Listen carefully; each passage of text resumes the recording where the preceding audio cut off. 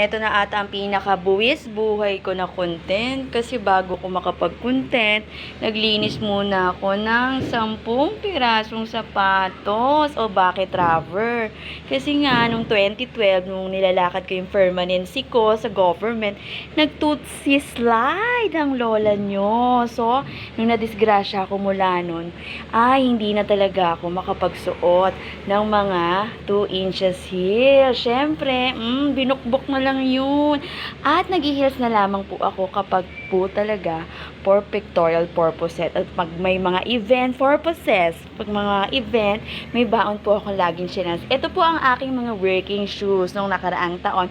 Dalawa po dito ay bigay ni Mama at ni Tita Dubai. So, the rest po ay mula po sa aking pinagpaguran. Alam niyo naman po, ang Madam UK nyo po, hanggat kailangan pa at po pwede pa, ay laban lamang yan. At syempre maganda, libangan ang paglilinis. Syempre, sawang-sawa na tayo sa eksenang content na nagbabrush ako, na naglalaba ako, at kung ano pang eksena, sandamakbak na yan. Kaya hindi na ako nagulit.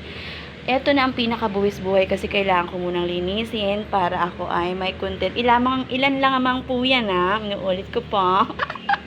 Ilan lamang po yan. No? Ito pa rin yung Madam UK. Kapag wala po kayong magawa, maghanap po tayo ng inyong magagawa. Ping!